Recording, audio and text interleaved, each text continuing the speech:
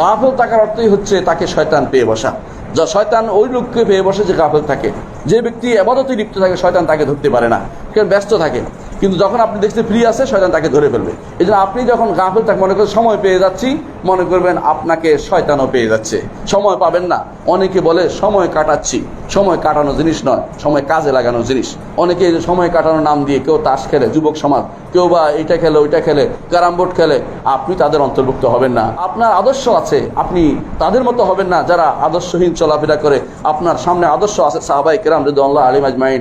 আপনি হবেন আব্দুল্লাহ ইবনে ওমর রাদিয়াল্লাহু আনহুর মতো, আপনি হবেন আব্দুল্লাহ ইবনে আব্বাসের মতো।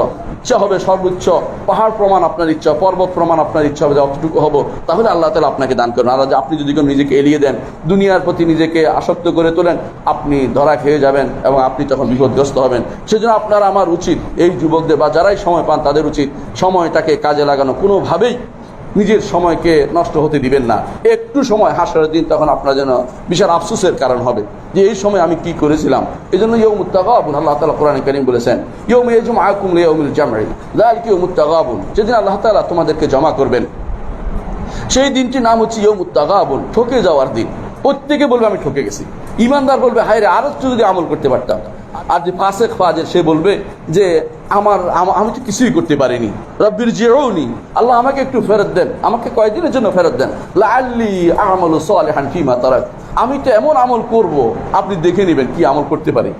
কাল্লা, আল্লাহ তাআলা বলছেন কাল্লা, কখনো নয়, ইন্নাহা কালিমাতুন হুয়া কাইলুহা, এটা কথার কথা, তোমাকে আর ফেরত দেওয়ার কোনো সুযোগ নেই, কারণ তোমাকে আগেই অনেক সময় দেওয়া হয়েছে। এই জন্য প্রতিটি সময় আপনার মুখ থেকে যেন তাসবিহ তাহলিল এগুলো থাকে, আপনার জিকির আজকার থাকে। আপনি সব সময় চিন্তা করবেন যে দ্বীনের কাজ করবেন, দাওয়াতের কাজ করবেন, কোরআনের কাজ করবেন, অর্থের কাজ করবেন। আপনি সময় নষ্ট করবেন না। কাজে থাকেন, কোনো সমস্যা নেই, কাজ আপনি করবেন। কাজের ফাঁকে ফাঁকে আপনার কাছে তাসবিহ যেন থাকে, কাজের ফাঁকে জায়গায় গাড়িতে বসছেন আপনার সুবহানাল্লাহ যেন থাকে, ইস্তেগফার যেন থাকে। আপনার মুখ থেকে কিছুক্ষণ পরপর যেন আপনার ইস্তেগফার হয়। তাতে লাভ হবে কি? ইস্তেগফার পড়তে যদি আপনি ঘুমিয়ে যান, ঘুমের মধ্যে ইস্তেগফার হিসেবে লেখা হচ্ছে, এটা আপনার লাভ। এটা শুধু আপনি যেন সময়টা পুরোটাই আপনি এইভাবে কাটিয়ে দেন, পুরো সময়টা আপনি দ্বীনের ইবাদতে কাটিয়ে দেন, আল্লাহর কাছে আপনি প্রিয় হতে পারবেন। হয়তো আপনাকে কেউ জানলো না, জানার চিন্তাও করবেন না, আল্লাহ তো আপনাকে জানছে, আল্লাহ তো আপনাকে দেখছে। আল্লাহকে যদি আপনি মুরাকাবা করে থাকেন, অর্থাৎ আল্লাহর মুরাকাবা যদি আপনার থাকে, তিনি যদি আপনি এটা বিশ্বাস করেন তিনি আপনাকে দেখছেন, তাহলে আপনার কোনো কিছু কাউকে দেখানোর প্রয়োজন নেই। একমাত্র আল্লাহকে দেখান, তিনি আপনার এই অলস মুহূর্তে যে কাজগুলি আপনি করেছেন, এগুলি একসময় আপনার জন্য বিশাল বিশাল অঙ্কের ফায়দা নিয়ে আসবে হাসরের মাঠে। আপনি তখন খুশি হবেন, যেদিন এমনভাবে খুশি হবেন সেদিন রব্বুল আলামিনের দানে খুশি হতে পারবেন। কারণ আপনি জানেন যে যার দান অনুসারে একজন মানুষ যখন দান করে তার ক্ষমতা অনুসারে দান করে থাকে। আমার রব্বুল আলামিন যখন দিবেন, আল্লাহ যখন দিবেন, আপনাকে এত বেশি দিবেন, সেদিন আপনি আর খুশি না হয়ে পারবেন না। সেজন্য আপনি এই সময়টুকু কাজে লাগান। দুনিয়ার জীবন খুব লম্বা জীবন নয়, 60 বছর, সর্বোচ্চ 70, 80, 100 বছরে বাঁচলেন, হাজার হাজার বছর আপনাকে, কোটি কোটি বছর আপনাকে জান্নাতে অথবা জাহান্নামে থাকতে হতে পারে। যেই জীবনের অনন্ত জীবন, কোনো শেষ নেই, সেই জীবনের জন্য আপনি এই কয়টি কাজ একটু কষ্ট করে করুন। ইবাদতের মধ্যে নিজেকে লিপ্ত রাখুন, হারাম কাজ থেকে বিরত থাকুন, অন্যায় কাজ থেকে বিরত থাকুন। রমজান মাস আসছে, এই মুহূর্তে আমাদের প্রত্যেকের উচিত এখন থেকে কিছু সিদ্ধান্ত নেওয়া, যে মানুষ যেখানে অবসর থেকে যায়, মানুষ যেখানে কোনো ইবাদত চিন্তা করে না, সেই সময়টাই কাজ করতে হয়।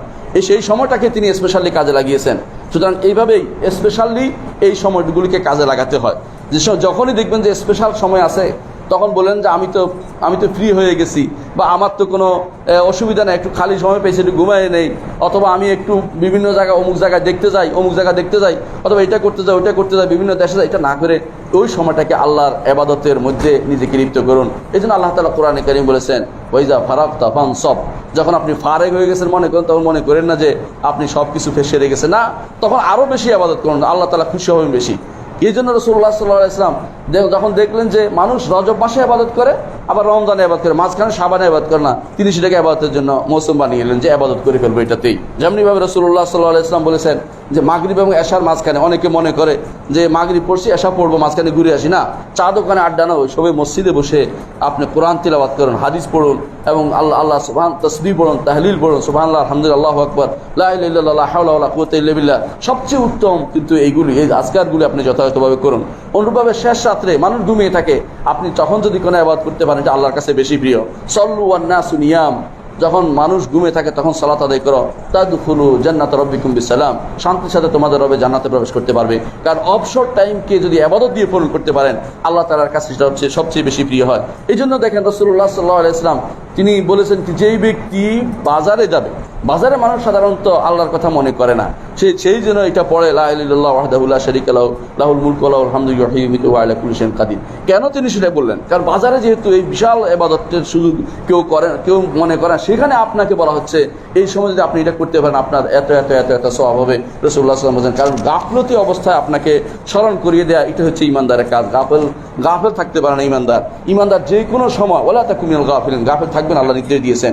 যে কোনো সময় যে অবস্থায় আল্লাহর জিকিরে তিনি মত্ত থাকবেন, আল্লাহর জিকির সাথে আল্লাহর কাছে দোয়া করবে, কোরআন তিলাওয়াত করবে এবং তিনি দ্বীনের মধ্যে ব্যস্ত থাকবে, এটাই শরীয়ত চায়।